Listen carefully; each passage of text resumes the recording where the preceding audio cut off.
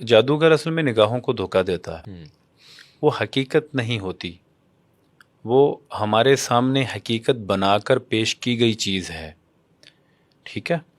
اور معجزہ تو مکمل ایک وجود رکھتا ہے، اس کے اثرات ہیں، چاند پر ابھی تک نشان ہے میرے نبی کی انگلی کے، جب وہ نبی علیہ السلام کے چاند کا شق قمر ہوا جب، تو یعنی معجزہ جو ہے مختصراً یہ کہ وہ تو ایک حقیقت ہے، ایک وجود ہے اس کا، سائنس اور موجودہ عقل ہماری یعنی ہم مشاہدہ کچھ بھی اگر اس کے موافق ہو یا نہ ہو، لیکن وہ ایک وجود رکھتا ہے۔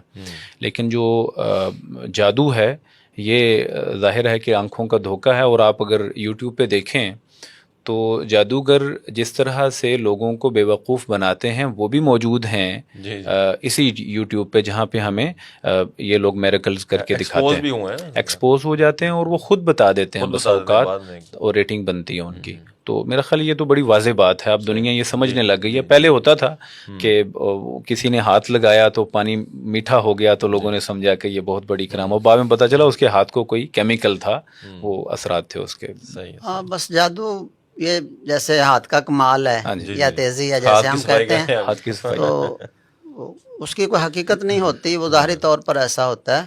تو جیسے قرآن مجید نے موسیٰ علیہ السلام کے بارے میں کہا ہے کہ انہوں نے جب رسیاں ڈالی ہیں تو یہ جو ہے انما صنعوا کید ساحر، یہ ایک جادوگر کی ایک صنعت تھی اور سازش تھی۔ تو موسیٰ علیہ السلام کو اللہ تعالیٰ نے حکم دیا کہ الق ما فی یمینک، آپ ڈالیں تو تلقف ما صنعوا، سب کچھ کو نکل گیا۔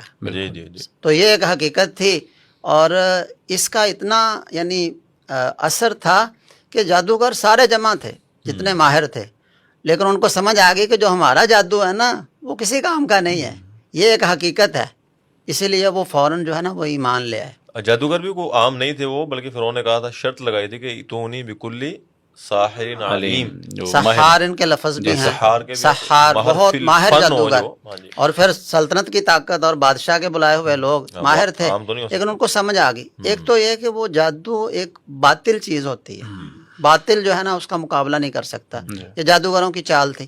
دوسرا قرآن نے کہا کہ وَلَا يُفْلِحُ السَّاحِرُ حَيْثُ أَتَىٰ، فلاح اور عدم فلاح، جادوگر کو کامیابی نہیں ملتی، فلاح نہیں ملتی، جبکہ جو حق ہے نبی جس کو پیش کر رہا ہے وہ فلاح ہے ساری کی ساری۔ سبحان اللہ۔